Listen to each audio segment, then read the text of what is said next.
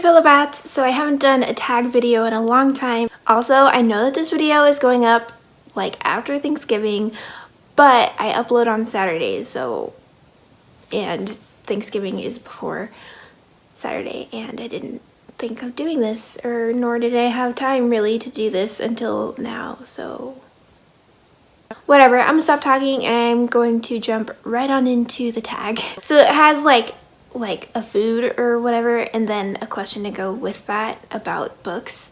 So it makes more sense if it's like if you see it written down, and I'll link it down below in the description box, but just accept it. Okay, number 1, bread. What book is purely fluff and has no real plot line? Twilight? I try not to read fluff. Usually, if I can tell that a book is fluff and it's not good enough, like it's not making me like feel anything or think anything, or if it's not doing anything for me and I can tell it's fluff, then I'll just toss it out. Twilight is probably the only fluff. Actually, okay, in my defense, I did read it in middle school, alright?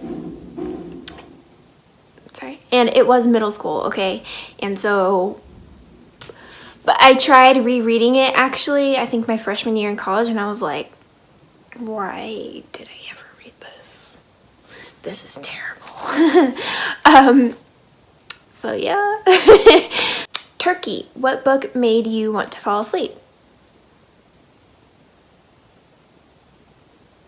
I've read a book recently that made me want to do this. Gosh darn it, what was it? It must not have been like that big of a deal if I can't even remember, but Gravy. What book makes the whole series worth reading?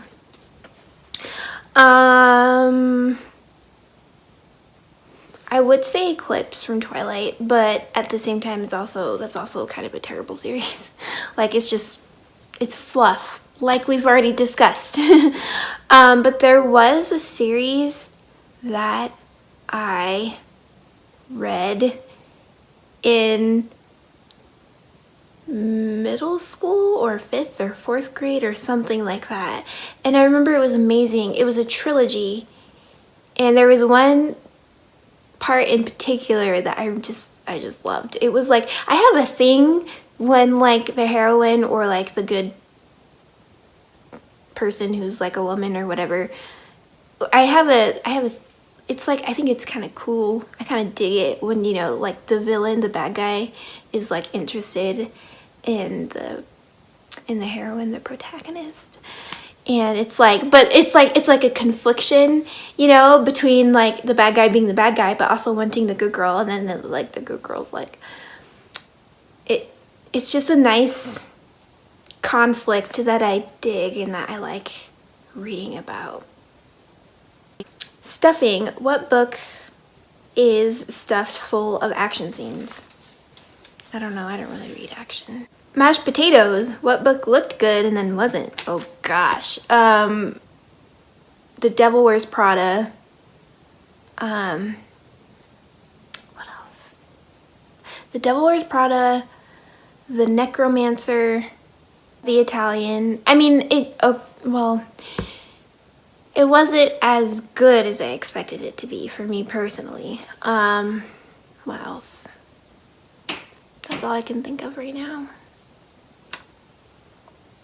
Cranberries. What book has the sweetest romance? I'm gonna take out the word sweetest and replace it with best.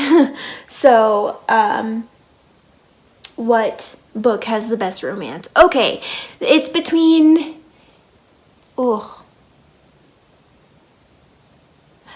okay, so it's between Jane Eyre and Pride and Prejudice. But also there's, well, it kind of goes back to that conflict thing that I was talking about, where like the bad guy has a thing for like the heroine or whatever, but it's from The Woman in White. I don't know if you guys remember from before when I deleted my channel and I uploaded my review of The Woman in White, which if you have not read, you need to read it, okay, please.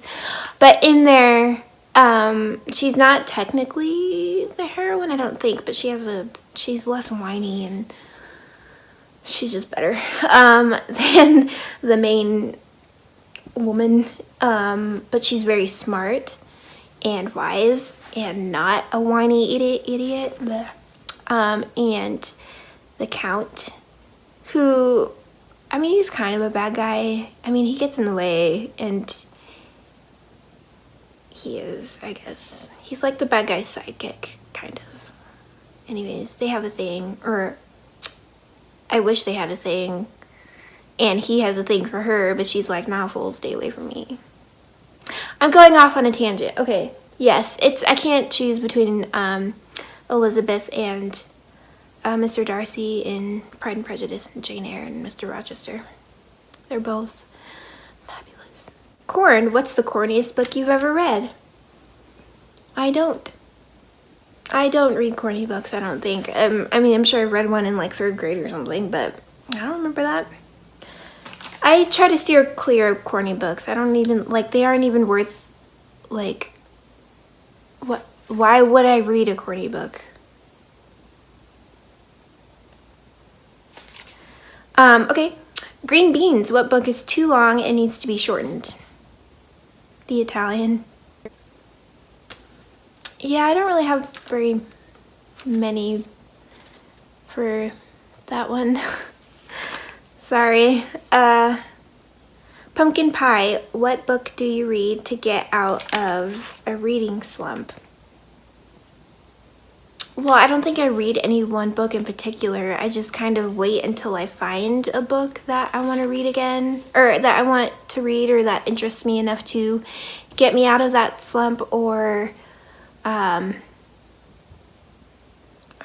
just reread a book that I know for sure that I love. So probably, I guess that answers the question. So I would read like Pride and Prejudice, or The Woman in White, or The Monk, or Melmoth the Wanderer, or something like that. Last one. So I don't know why this is a thing, because dogs and cats are not food. At least not in America. We don't, I mean, they aren't a thing. Within this context, they are not a Thanksgiving food. So I don't know why these are here, and it has nothing to do with books, so I don't know why this question is on here, but it's a part of it. So what's your, it says dog/cat, what's your favorite Thanksgiving food that you would steal from the table? Probably mashed potatoes and gravy, or my mom's green bean casserole, and that's it. Yep. So I know I went off on many tangents, and I kind of picked on the Italian a bit. And there were a couple of those questions that I couldn't really answer, but I hope you enjoyed nonetheless. And if you did, give it a thumbs up. And I love you guys. You guys are awesome. And I will see you in my next video. Bye.